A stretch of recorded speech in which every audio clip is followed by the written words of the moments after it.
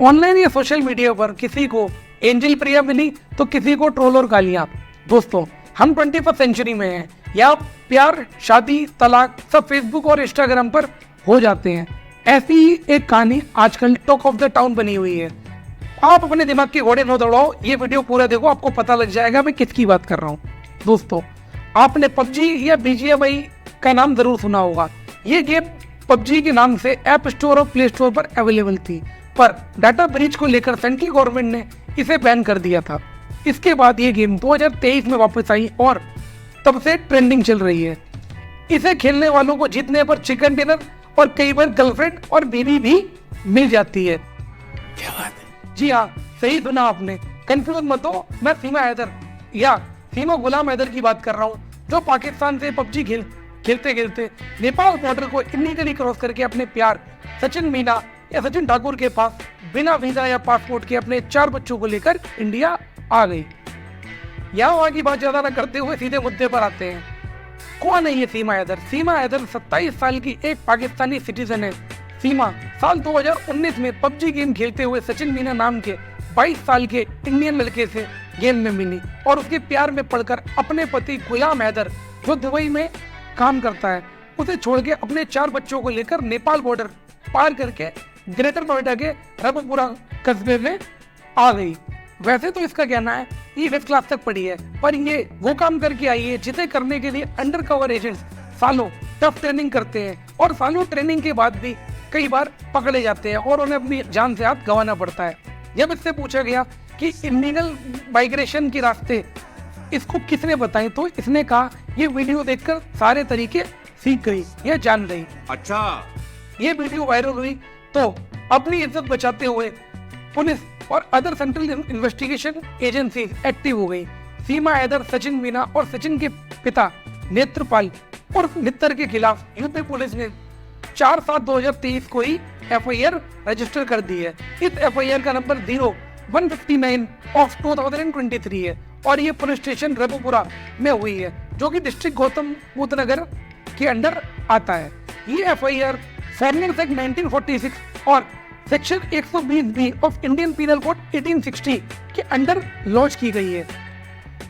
दोस्तों, the foreigners Act 1946 के section 3 के क्लॉज 2 के सब क्लॉज A के अकॉर्डिंग कोई भी फॉरेनर किसी भी टाइम या रोड से या पोर्ट से कंसर्न अथॉरिटी से चोरी छुपे बिना उनकी ऑब्जर्वेंस या नजर में आए इंडिया नहीं आ सकता।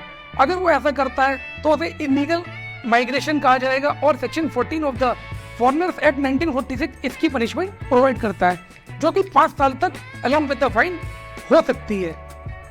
जहां तक हमारे दूल्हे राजा का सवाल है, उन पर अबेटमेंट के चार्जेस लग सकते हैं। द फॉरेनर्स एक्ट 1946 का सेक्शन 14C कहता है अगर कोई पर्सन किसी दूसरे पर्सन को अबेट करता है, मतलब द फॉरेनर्स एक्ट 1946 के किसी भी सेक्शन को तोड़ने के लिए उकसाता है, तो उसको 14C में पनिशमेंट मिलेगी। और 14C कहता है अबेटमेंट की पनिशमेंट सेम पनिशमेंट होगी जो कि मेन ऑफेंस की है।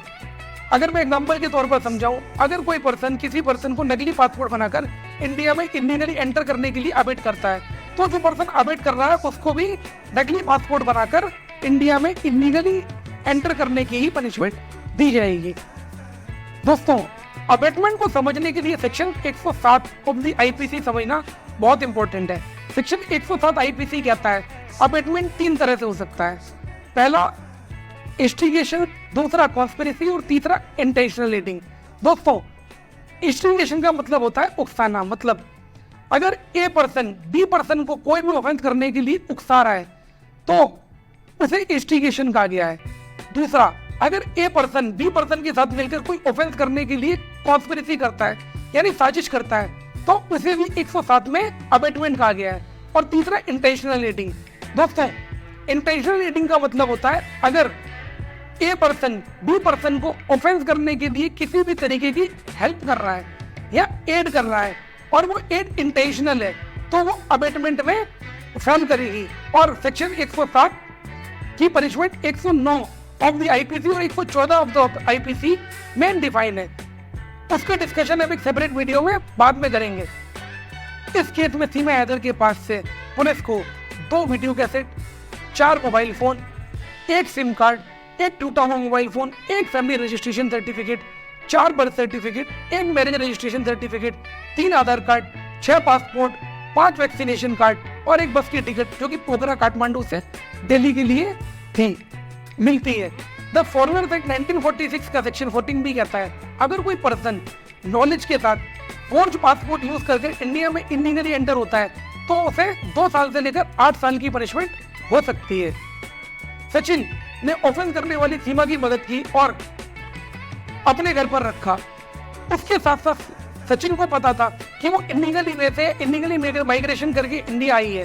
उसके बाद भी सचिन ने अथॉरिटीज को इन्फॉर्म नहीं किया, जो कि फॉरेनर्स एक्ट 1946 में पनिशेबल है। दोस्तों एक इंपॉर्टेंट बात, ये जो एफआईआर हुई है वो सीमा सचिन के साथ साथ सचिन के पिताजी नेत्रपाल और नेत्र पर भी हुई है। उनके खिलाफ एफआईआर होने का कारण ये है कि द फॉरेनर्स एक्ट 1946 क्लियरली कहता है कि अगर कोई पर्सन इलीगली माइग्रेशन किए हुए आदमी को, इलीगली तरीके से इंडिया में आए हुए आदमी को अपने घर पर रखता है और पता होते हुए भी कि वो इलीगली तरीके ऑप्ट करके आया है, इसकी इंफॉर्मेशन सेंट्रल एजेंसीज को या पुलिस को नहीं देता, तो फॉरेनर्स एक्ट उसे भी पनिशमेंट प्रोवाइड करवाता है।